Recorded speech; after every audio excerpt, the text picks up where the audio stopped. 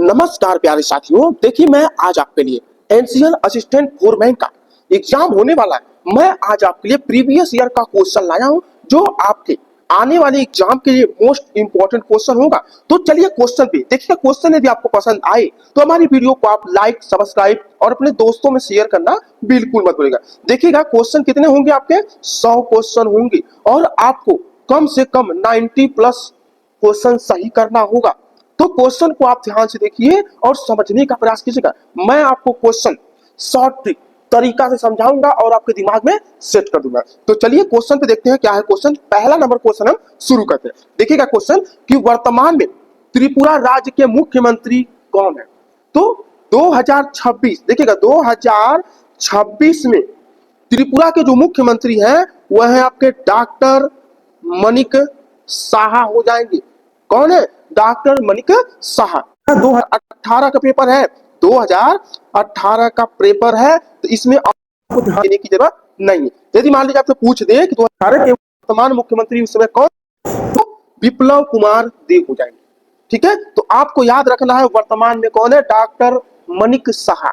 ठीक है, चलिए अगला क्वेश्चन देखिएगा कि वर्तमान में भारत के मुख्य चुनाव आयुक्त का नाम क्या है। चुनाव आयुक्त का नाम क्या है? एक चीज बता दो, यूपी के मुख्यमंत्री कौन है? योगी आदित्यनाथ, आपको मालूम होगा। ठीक है, तो अब बताइए चुनाव आयुक्त का नाम क्या है। तो चुनाव आयुक्त जो है 2026 के कौन है, तो श्री ज्ञानेश कुमार है। देखिएगा कौन है, श्री ज्ञानेश कुमार। देखिएगा मैं लिख दे रहा हूं, ज्ञानेश कुमार है। ठीक है, वर्तमान के चुनाव आयुक्त यानी 2026 के चुनाव आयुक्त श्री ज्ञानेश कुमार है। लेकिन अगर 2018 के यदि आपसे पूछ दे तो आपको क्या बताना है, श्री सुनील अरोड़ा हो जाएंगे, यानी ऑप्शन नंबर डी सही हो जाएगा। लेकिन वर्तमान पूछेगा तो वर्तमान में आपको बताना है श्री ज्ञानेश कुमार। ठीक है, चलिए अगला क्वेश्चन देखिएगा आप लोग ध्यान से। क्या है क्वेश्चन, निम्नलिखित में से कौन सा आयुध भारतीय सेना से संबंधित नहीं है। आयुध सेना से संबंधित नहीं है तो आपका ब्रह्मास्त्र हो जाएगा, यानी ऑप्शन नंबर डी आपका सही हो जाएगा। ठीक है, क्वेश्चन को आप तो ध्यान से देखिए, समझने का प्रयास कीजिएगा। चलिए आगे क्वेश्चन देखते हैं, ध्यान से देखिएगा क्या क्वेश्चन है कि इसरो का प्रथम चंद्रयान मिशन, इसरो का प्रथम चंद्रयान मिशन किस वर्ष में प्रारंभ हुआ था। तो कब हुआ था, तो आपका 2008 ईस्वी में हुआ था, यानी 2008 में हुआ था, ईस्वी छोड़िए 2008 में हुआ था, यानी ऑप्शन नंबर सी आपका सही हो जाएगा। ठीक है, चलिए अगला देखिएगा, हिंदी भाषा की लिपि कौन सी है। तो आपको मालूम है कि हिंदी भाषा की लिपि आपका देवनागरी है। ठीक है, अगला हिंदी भाषा में कुल कितने व्यंजन हैं। तो हिंदी भाषा में कुल टोटल कितने व्यंजन हैं, तो आपके 33 व्यंजन हो जाएंगे, यानी 33 हो जाएंगे, यानी 33 हो जाएंगे। ठीक है, चलिए अगला क्वेश्चन, हिंदी भाषा भारत देश की क्या है। हिंदी भाषा भारत देश की क्या है, तो राज्य भाषा है। क्या है, राज्य भाषा। ठीक है, चलिए अगला क्वेश्चन देखिएगा आप लोग ध्यान से। क्या है क्वेश्चन, निम्न में से कौन सी ट्रॉफी भारत में क्रिकेट से संबंधित नहीं है। ऐसा कौन सा ट्रॉफी है जो क्रिकेट से संबंधित नहीं है, तो विजय मर्चेंट ट्रॉफी हो जाएगा। कौन है, विजय मर्चेंट ट्रॉफी। अब देखिएगा अगला नंबर क्वेश्चन क्या है कि अगले फुटबॉल विश्व कप का मेजबान देश कौन सा होगा। तो मेजबान देश कौन सा होगा, तो आपको मालूम है कि मेजबान देश कौन है, तो 2018 में क्या था, कतर था। लेकिन अब चल रहा है क्या, 2026, तो 2026 में कौन होगा, तो आपका यूएसए होगा। यूएसए, कनाडा, मेक्सिको होगा। अगला विश्व फुटबॉल का मेजबान देश कौन होगा, तो आपका यूएसए, कनाडा, मेक्सिको होगा। ये आप ध्यान रखिएगा। ठीक है, चलिए अगला क्वेश्चन देखिएगा, निम्न में से कौन सा देश केवल एशिया महाद्वीप में नहीं स्थित है। किसमें नहीं स्थित बोल रहा है, तो आपका क्या जाएगा, रूस हो जाएगा। अगला, निम्न में से कौन सी योजना भारत सरकार से संबंधित नहीं है। भारत सरकार से संबंधित नहीं, ऐसा कौन सा योजना है, तो आपका प्रधानमंत्री कुशल विकास योजना, जो भारत सरकार से संबंधित नहीं है। ठीक, देखिएगा अगला नंबर क्वेश्चन क्या है कि अगला क्रिकेट विश्व कप किस देश में आयोजित किया जाएगा। तो 2026 में जो विश्व कप होगा वह ऑस्ट्रेलिया और न्यूजीलैंड की मेजबानी में खेला जाएगा। ठीक है, चलिए अगला क्वेश्चन देखिएगा क्या है क्वेश्चन ध्यान से कि इंटरनेशनल क्रिकेट काउंसिल का मुख्यालय कहां पर स्थित है। इंटरनेशनल क्रिकेट काउंसिल का मुख्यालय कहां पर स्थित है? तो दुबई में स्थित है। अगला, निम्न में से कौन सा अवार्ड भारतीय सैन्य बलों से संबंधित नहीं है? तो आपका आंतरिक सुरक्षा पदक हो जाएगा, यानी ऑप्शन नंबर डी आपका सही हो जाएगा। नहीं की बात कर रहा है। अगला क्वेश्चन देखिएगा कि भारतीय सेनाओं का सर्वोच्च कमांडर कौन होता है? तो राष्ट्रपति होता है। वर्तमान में दुनिया का सबसे लंबा रेलवे प्लेटफॉर्म निम्न में से किस देश में स्थित है? तो भारत में स्थित है। अगला, देश में श्वेत क्रांति को अन्य किस नाम से भी जाना जाता है? तो आपका ऑपरेशन फ्लड हो जाएगा। क्या हो जाएगा? Operation flood. अगला, भारत में आईपीएल 2020 किस वर्ष प्रारंभ हुआ? तो क्या हुआ? कब हुआ था प्रारंभ? तो आपका 2007 में प्रारंभ हुआ था 2020। अगला, भारत की राष्ट्रीय राजधानी कुल कितने प्रदेशों में घिरी हुई है? तो 2 प्रदेशों में घिरी हुई है। ठीक है। अगला क्वेश्चन देखिएगा, भारत का कौन सा राज्य अधिक राज्य केंद्र शासित प्रदेशों को लेकर से घिरा हुआ है? तो आपका उत्तर प्रदेश हो जाएगा। अगला, पद्मावत किस कवि की कृति है? इंपॉर्टेंट क्वेश्चन है कि पद्मावत किस कवि की कृति है? तो मलिक मोहम्मद जायसी की हो जाएगी। अगला, वंदे मातरम की रचना कौन कवि किया है? वंदे मातरम के रचनाकार कौन है? तो मैं आपको बता दूं कि यह बंकिम चंद्र चटर्जी हो जाएंगे। अगला, कामायनी काव्य की रचना किस कवि ने की है? कामायनी, तो जयशंकर प्रसाद हो जाएंगे। इंपॉर्टेंट क्वेश्चन है। ठीक है, क्वेश्चन को आप लोग ध्यान से देखिए और समझने का प्रयास कीजिएगा। अगला, निम्न में से कौन सा शब्द उपवास का पर्यायवाची नहीं है? ऐसा कौन सा शब्द है जो पर्यायवाची नहीं है? तो तंद्रालु हो जाएगा। क्या हो जाएगा? तंद्रालु। अगला, अंगीकार का विलोम शब्द निम्न में से कौन सा होगा? अंगीकार, तो अंगीकार का विपरीत बताइए, उल्टा, यानी अस्वीकार, यानी ऑप्शन नंबर सी आपका सही हो जाएगा। अगला, निम्न में से कौन सा शब्द सही नहीं है? हमें सही नहीं बताना है। ठीक है, तो सही नहीं है तो आपको क्या करना है? सही नहीं के लिए साप्ताहिक हो जाएगा जो सही नहीं है। अगला, निम्न में से किसे लाइट ऑफ एशिया भी कहते हैं? लाइट ऑफ एशिया भी कहते हैं तो किसे कहते हैं? गौतम बुद्ध को लाइट ऑफ एशिया के नाम से जाना जाता है। अगला, भारत के किस राज्य में राष्ट्रीय मार्ग सड़कों की लंबाई सर्वाधिक है, यानी सबसे ज्यादा है? तो क्या है आपका? महाराष्ट्र हो जाएगा। क्या हो जाएगा? महाराष्ट्र। अगला, भारत के किस राज्य की जनसंख्या सबसे कम है? भारत में देखिए, भारत में सबसे कौन सा ऐसा राज्य है जिसमें सबसे कम जनसंख्या वाला राज्य है? तो कौन है? तो सिक्किम है, जहां पर सबसे कम जनसंख्या है। ठीक है। अगला, कावेरी जल विवाद किन 2 राज्यों के बीच है? कावेरी जल विवाद किन 2 राज्यों के बीच है? तो कौन है आपका? तमिलनाडु और कर्नाटक हो जाएगा। अगला क्वेश्चन देखिएगा कि भारत में अंतिम जनसंख्या गणना कब संपन्न हुई थी? तो आपका 2011 में संपन्न हुई थी। कोयला नगरी के भौगोलिक नाम से कौन सा नगर मशहूर है? तो आपका धनबाद है, जहां पर कोयला सबसे ज्यादा मिलता है। ठीक है। इस्पात नगरी के उपनाम से कौन सा नगर प्रसिद्ध है? तो कौन सा नगर हो जाएगा?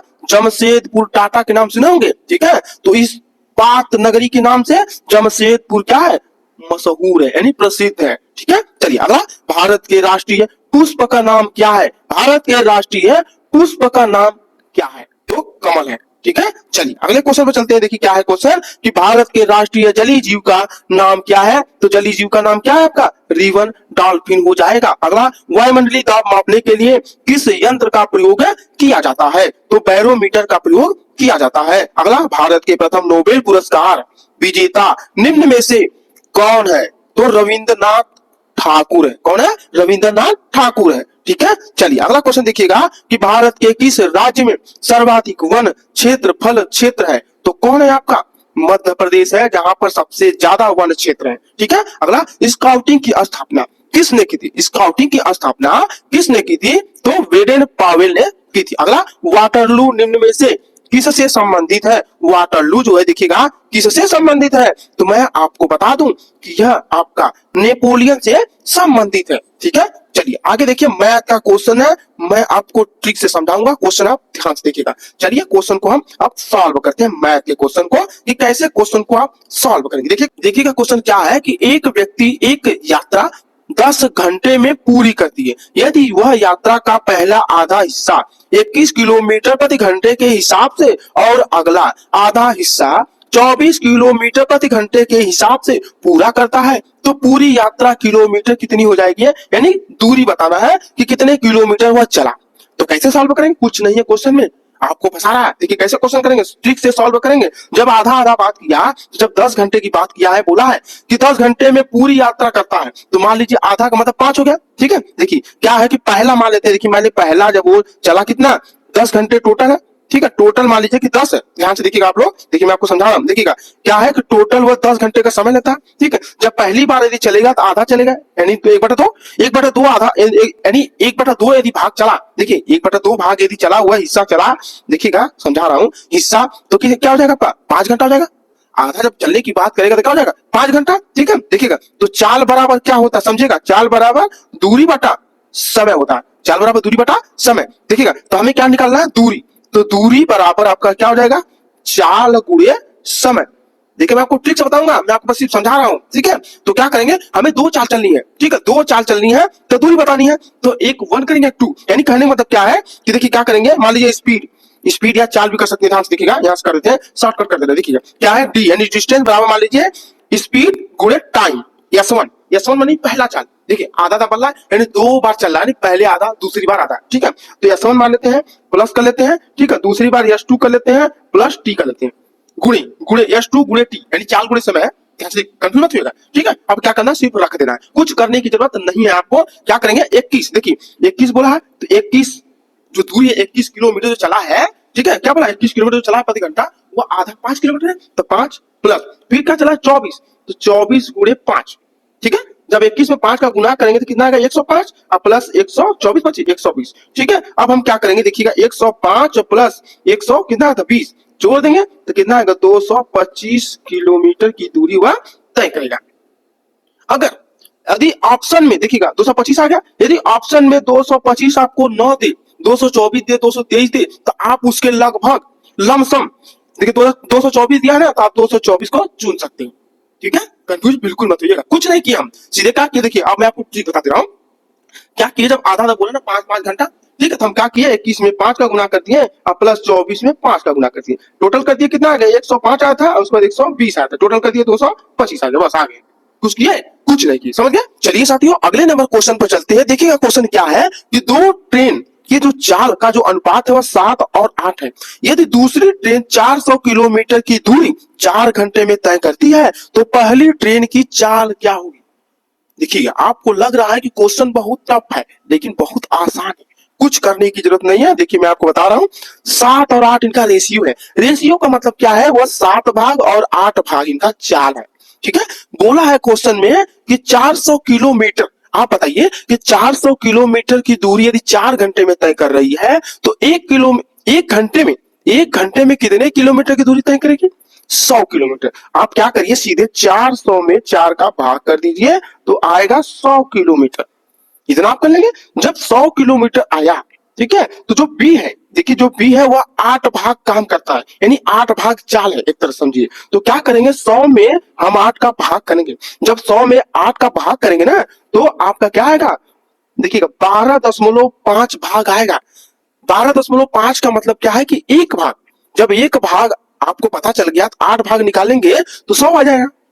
अगर और भी भाग आपको निकालना है तो आप कर लेंगे ना। जब एक भाग आपको मालूम चल गया, जब एक भाग हमें मालूम चल गया तो 7 भाग हमें निकालना है, तो हम क्या करेंगे 7 में 12.5 का गुना कर देंगे।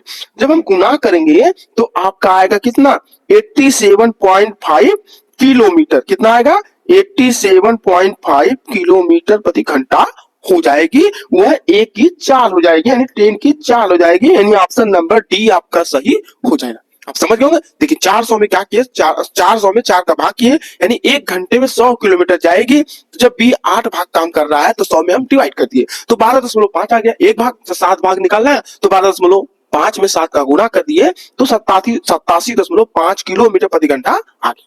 समझ गए होंगे। चलिए अगले क्वेश्चन में चलते हैं। देखिए क्या क्वेश्चन, अमर, अकबर और एंथनी की आयु का योग जो 80 वर्ष है, ठीक है, तो 3 साल पहले उनकी उम्र का योग कितना होगा। बहुत अच्छा सवाल है। देखिए क्या है, कुछ नहीं करना। देखिए मान लीजिए ए अमर है और ए आपका अकबर है और ये आपका एंथनी, ठीक है, इनकी आयु का जो योग है वह 80 वर्ष है। आप सिर्फ समझिए, ठीक है। अब देखिए क्या बोला कि 3 साल पहले उनकी उम्र का योग कुल कितना होगा। चलिए हम पहले चले तो देखिए ध्यान देखिए उनका रेशियो क्या है, 1-1-1 है। क्योंकि कुछ बोला नहीं है कि बड़ा छोटा, तो इनका रेशियो सेम है और टोटल आयु का आयु कितना 80। यदि हम जब पहले जाएंगे 3 साल, तो जब 3 साल पहले जाएंगे 3 साल सभी लोग जाएंगे ना, 3 लोग हैं तो 3 3 9, तो क्या करेंगे 80 में से 9 घटा देंगे तो यानी 71 बरस हो जाएगा। यानी 3 साल पहले जब जाएंगे तो इन लोग के आयु का जो योग है ना वह 71 बरस हो जाएगा। यानी ऑप्शन नंबर आपका ए सही हो जाएगा। आप समझ गए, कोई कंफ्यूजन नहीं होगा आप लोग को। क्वेश्चन पर चलते हैं। क्वेश्चन आप ध्यान से देखिएगा। अमर अकबर से बड़ा है और राज से छोटा है। क्या है? अमर अकबर से बड़ा है और राज से छोटा है, सुरेश से मोटा और राजेश से पतला है, और अकबर की उम्र 20 साल है और राजेश की उम्र 35 है, तो अकबर की उम्र क्या होगी? बहुत अच्छा सवाल है और क्वेश्चन में ही जवाब है। ठीक है, देखिए क्या है, पहले स्टूडेंट कैसे सॉल्व करेंगे। देखिए अमर अकबर, ठीक है, अमर अकबर से बड़ा है, ठीक है, और राज से छोटा है। इतना करेंगे, कुछ करने की जरूरत नहीं है। देखिए क्या है, क्वेश्चन पढ़िए, कुछ करने की जरूरत नहीं है। सुरेश से मोटा राजेश से पतला, इसे आपको फंसाने के लिए किया। ठीक है, क्या है, अकबर की उम्र कितनी है? 20 साल, और राजेश की उम्र कितनी है? 35। तो अकबर की उम्र क्या होगी? अकबर की उम्र 20 बरस यही दिया है क्वेश्चन में ही, तो क्या करेंगे आप सॉल्व करके? ऑप्शन नंबर बी आपका सही हो जाएगा। क्या हो जाएगा? 20 बरस। अकबर की उम्र कितनी दिया है? 20 साल। अब पूछ भी रहा है कि अकबर की उम्र कितनी होगी? 20 साल। ठीक है, चलिए अगला क्वेश्चन देखिएगा। एक अनानास यदि 7 रुपए का है, एक तरबूज की 5 रुपए का है, ठीक है, और इन फलों को खरीदने के लिए यक्ष ने क्या किया? कुल टोटल 38 रुपए खर्च किए। तो बताइए कि कितने अनानास खरीदे। तो आपको ऑप्शन के माध्यम से ऐसा कैलकुलेशन करना है कि जोड़ने पे 38 रुपीज होना चाहिए। देखिए सबसे पहले आपको ऑप्शन से लेना है ना, तो सबसे पहले बड़े अंकों को लीजिए। मान लीजिए 4 लेते हैं, ठीक है, तो क्या करेंगे, मान लीजिए 7 गुणे 4, 7 चौक 28, ठीक है, 28 रुपए खर्च हो गए। मान लीजिए 5 रुपए का तरबूज है, तो 5 गुणे 2, तो 5 दूनी 10, जोड़ेंगे तो कितना आएगा? 38 आ जाएगा। तो इसलिए ऑप्शन नंबर सी आपको सही हो जाएगा। लेकिन अभी आप कंफर्म करिए एक बार और, जैसे मान लीजिए 3 में करिए, देखिएगा 7 गुणे 3, 7 3 21, ठीक है, 38 रुपए में से 21 रुपया खर्च होगा। अब ऐसा कैलकुलेशन करिए, या तरबूज आप खरीदिए कि जोड़ने पे 38 होना चाहिए। मान लीजिए कि 5 गुणे 3 से तरबूज ले लेते हैं, तो 5 है 15, जोड़िए 5 1 6 और 2 1 3, कितना हुआ? 36 रुपया, 2 रुपया बच गया। इतना करने की जरूरत नहीं था, सीधे आपका आंसर जब आएगा 38 रुपया, यानी ऑप्शन नंबर डी सी आपका सही हो जाएगा। सी क्या होगा? 4 होगा। अनानास की जो संख्या होगी कितनी होगी? 4 होगी। चलिए इतना सोचने की जरूरत नहीं है आप लोग को, ठीक है, समझिए। मैं आपको दिमाग में आपके घोल कर पिला दूंगा, घोल कर पिला दूंगा, ठीक है। चलिए आगे देखिए। ए 3 साल बड़ा है बी से और 3 साल छोटा है सी से, जबकि बी और डी जुड़वा है, तो बताइए कि सी डी से कितने साल बड़ा है। बहुत अच्छा सवाल है, देखिए समझिए, देखिए समझिए कैसे कैसे बोला। देखिएगा क्या है, ए जो है 3 साल बड़ा है, ठीक है, ए जो है 3 साल बड़ा है बी से। देखिए मैं आपको समझा रहा हूं, ये जो है 3 साल बड़ा है बी से और 3 साल छोटा है सी से, ठीक है, 3 साल छोटा है सी से। अब क्या पूछा है कि बी और डी जुड़वा है, तो बी और डी जुड़वा है, यानी बी और डी का रेशियो क्या हो जाएगा? 1 हो जाएगा। सेम यानी सेम कैटेगरी के हैं, दोनों एक ही दिन पैदा हुए हैं, तो 1 1 हो जाएंगे रेशियो, कहने का मतलब। तो पूछा है कि सी डी से कितने साल बड़ा है। सी जो है डी से कितने साल बड़ा है? तो 6 गुना बड़ा है, यानी 6 साल बड़ा हो जाएगा। कुछ किए? कुछ नहीं किए, इसलिए ऑप्शन नंबर सी आपका सही हो जाए। चलिए साथियों अगले क्वेश्चन पर चलते हैं। देखिए बहुत ही जबरदस्त और इंपॉर्टेंट क्वेश्चन है। यह क्वेश्चन हर एग्जाम में पूछा ही जाता है। देखिए मैं आपको ट्रिक से बताऊंगा, कुछ करने की जरूरत नहीं है। देखिए क्या है क्वेश्चन कि एक चिड़ियाघर में हिरन और मोर है। चिड़ियाघर में उनके सिरों की कुल गणना कितना है? 80 है, और उनके पैरों की कुल गणना कितनी है? 200 है। तो चिड़ियाघर में कुल कितने मोर हैं? देखिए ऐसे क्वेश्चन को सॉल्व करने के लिए मैं आपको ट्रिक दे रहा हूं, वो भी रामबाण, भुलाएंगे नहीं। देखिए क्या है, आप जान रहे हैं कि हिरन की जब बात करेगा तो हिरन के कितने पैर होते हैं? 4, और मोर के कितने पैर होते हैं? 2। जब भी आपसे क्वेश्चन में पूछे, यदि मोर पूछा है, देखिए मोर पूछा है तो आपको हिरन से गुना करना है, और यदि जब हिरन बोलेगा तो आपको मोर से गुना करेगा। ठीक है, चलिए मोर पूछा है तो हम क्या करेंगे, सिरों की संख्या कितनी है? 80, तो 80 में 4 का गुणा कितना आया? 8 चौका 32, 32 कर दिए। टोटल पैरों की संख्या कितनी है? 200, घटा दीजिए कितना आएगा? 120। अब 120 में हम 2 का भाग देंगे, ठीक है, सभी में हम 2 से भाग देंगे। यदि मान लीजिए हिरन की बात करेगा तो मोर में गुना करके 2 से भाग देंगे, ठीक है। यहाँ पर मोर बोला है तो हम हिरन से गुना करके सिरों में घटा करके 2 से क्या कर देंगे? भाग देंगे, तो कितना आएगा? 60 आएगा। इसलिए ऑप्शन नंबर डी आपका सही हो जाएगा। बताइए कुछ किए?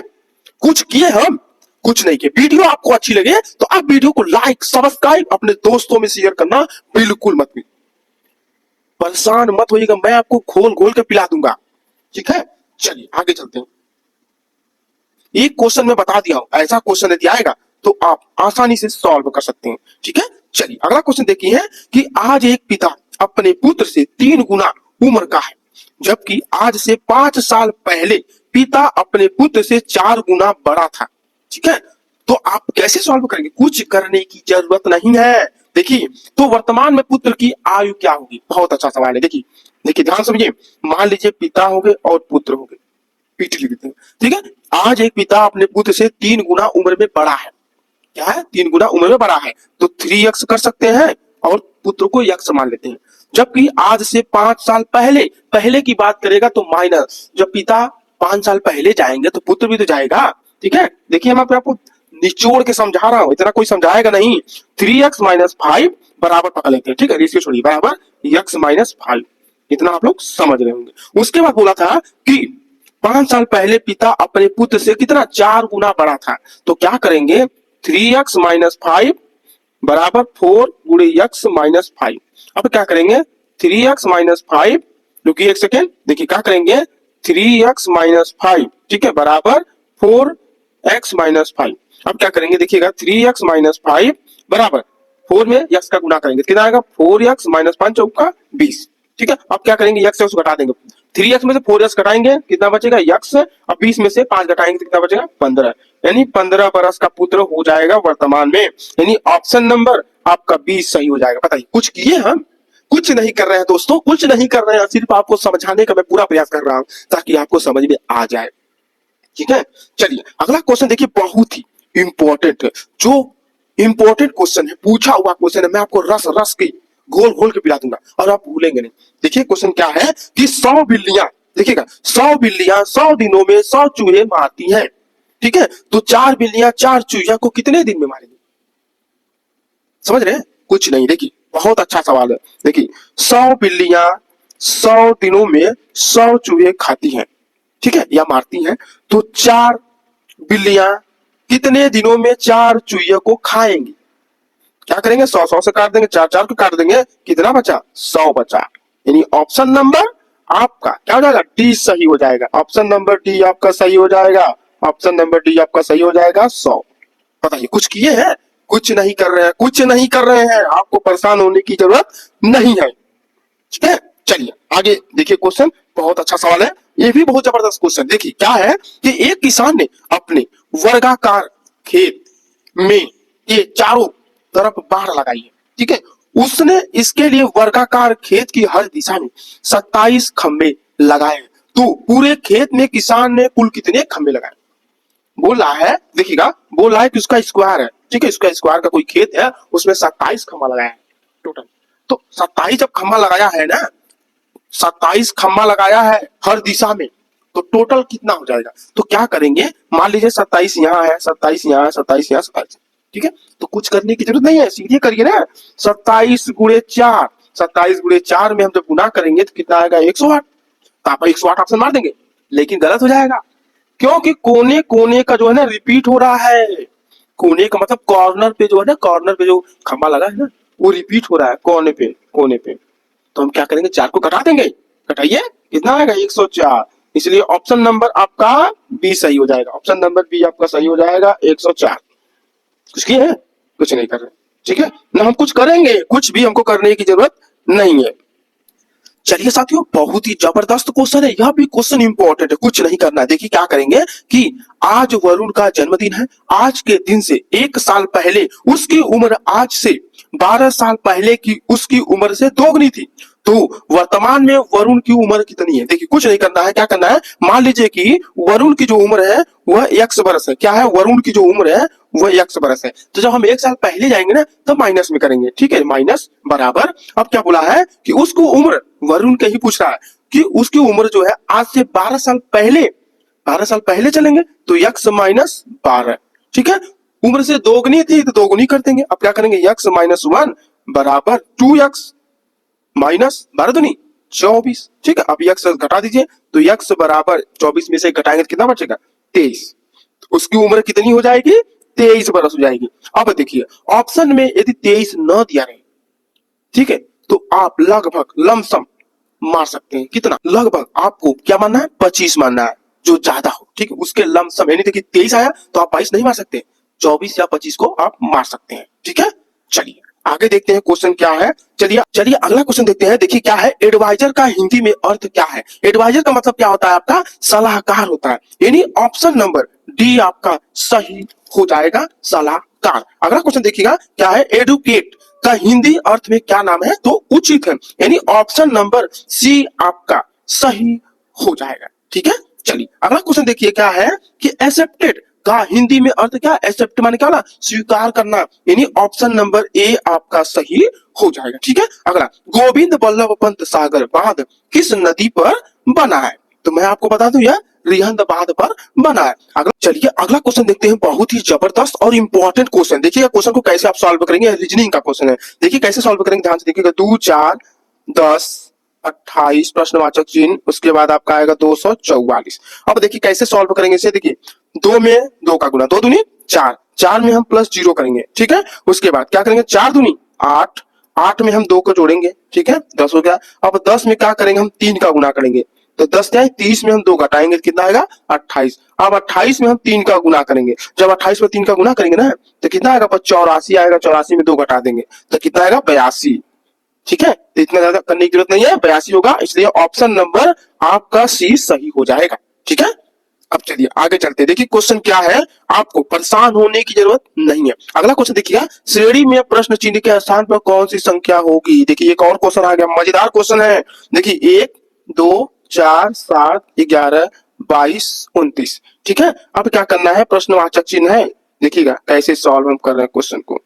अब बताइए, क्वेश्चन बहुत ही मस्त और जबरदस्त क्वेश्चन। देखिए 1 1 2, ठीक है। 2 में हम क्या किए, फिर 2 जोड़े, तो 2 2 4 हो गया। 4 में हम 3 जोड़े, कितना हो गया 7, 7 में हम 4 जोड़े, 7 4 11, 11 में हम क्या करेंगे, अब 5 जोड़ेंगे, तो जब 11 में 5 जोड़ेंगे तो कितना आएगा 16। अब 16 में आगे भी हमको मिलाना पड़ता है कि सही जा रहा है कि गलत जा रहा है। अब 16 में हम क्या करेंगे, 6 जोड़ेंगे, सब 16 में 6 जोड़ेंगे, 16 6 22 हो जाएगा। इसलिए ऑप्शन नंबर आपका देखिएगा, ऑप्शन नंबर आपका बी सही हो जाएगा, 16, ठीक है। आप समझ रहे होंगे। चलिए देखिएगा अगला क्वेश्चन क्या है कि दिया है A Z B Y C X प्रश्नवाचक चिन्ह और ई भी, ठीक है। कैसे सॉल्व करेंगे, ध्यान से देखिए क्या है, पहले आप सीरीज मिलाइए। देखिए A B C D E, ठीक है, डी, ठीक है। अब देखिए भी डब्ल्यू एक्स वाई जेड, क्या हो जाएगा, कुछ किया, कुछ नहीं किया, डी डब्ल्यू होगा, यानी ऑप्शन नंबर देखिएगा आप आराम से, एक सेकेंड, ऑप्शन नंबर आपका सी सही हो जाएगा, ठीक है। चलिए अब आगे चलते हैं क्वेश्चन। देखिएगा क्वेश्चन आप लोग ध्यान से देखिए क्या है क्वेश्चन, किस भारतीय राज्य में भारत के 36वें राष्ट्रीय खेल 2018 का आयोजन किया जा रहा है? 2018 का आयोजन किया जा रहा है तो आपका गोवा हो जाएगा। अगला, निम्न में से भारत अपने किस पड़ोसी देश के साथ सबसे छोटी भूमि सीमा साझा करता है? तो आपका क्या हो जाएगा, अफगानिस्तान हो जाएगा। अगला, ब्रह्मोस भारत का निम्न में से किस देश के साथ एक उद्यम है आपका? रूस है। क्या है? रूस है, ठीक है। अगला देखते हैं, भोपाल गैस त्रासदी निम्न में से किस गैस के रिसाव हुई थी? तो आप आइसोसाइनाइड के कारण हुआ था, ठीक है। चलिए अगला क्वेश्चन देखिएगा कि गुजरात पूर्व से राजधानी कहाँ थी?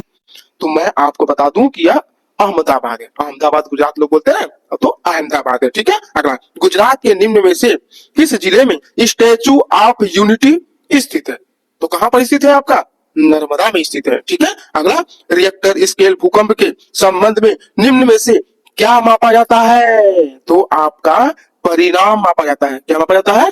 परिमाण, ठीक है। अगला, ब्रिटिश राज में दिल्ली से पूर्व भारत की राजधानी निम्न में से कौन थी? तो कौन थी आपका? कलकत्ता थी, ठीक है। दिल्ली से पहले भारत की राजधानी क्या थी? पहले कलकत्ता थी, कलकत्ता, ठीक है। अगला, मोटर व्हीकल एक्ट के अनुसार लाइट मोटर व्हीकल श्रेणी में वाहन का सकल भार अधिकतम कितना होना चाहिए? तो आपका 75-100 केजी होना चाहिए, ठीक है। चलिए आगे देखते हैं क्वेश्चन। देखिएगा मैं आपको 100 क्वेश्चन कंप्लीट करने का पूरा प्रयास कर रहा हूं। देखिए आरटीओ के फॉर्म 20 यानी 20 की उपयोगिता क्या है?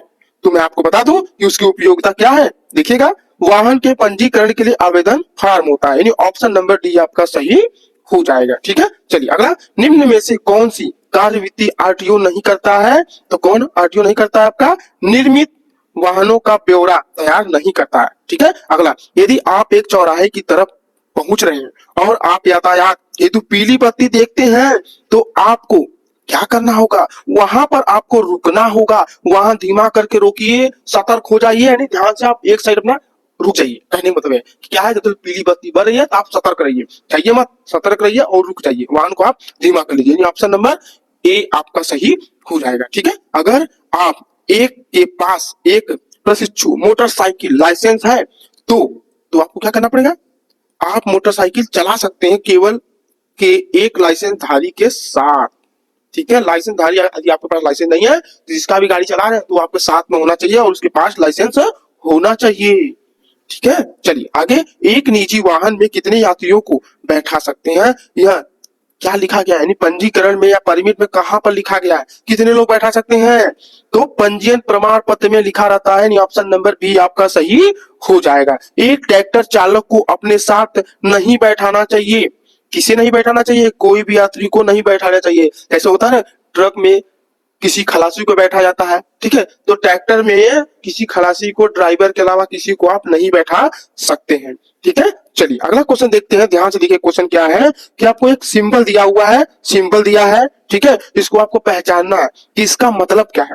ठीक है, इसका मतलब यह है कि आगे क्या है, सरकरा सड़क है, यानी पतली सड़क है, तो आपको ध्यान से चलना है और अपनी बाइक जो है स्लो कर लीजिएगा, यानी ऑप्शन नंबर सी आपका सही हो जाएगा, आगे सरकरी सड़क है। ठीक है, देखिए अगला, उत्सर्जन के निम्न में से उत्सर्जन से संबंधित कौन से मानक पूरे भारत में 2020 में लागू करने की योजना है?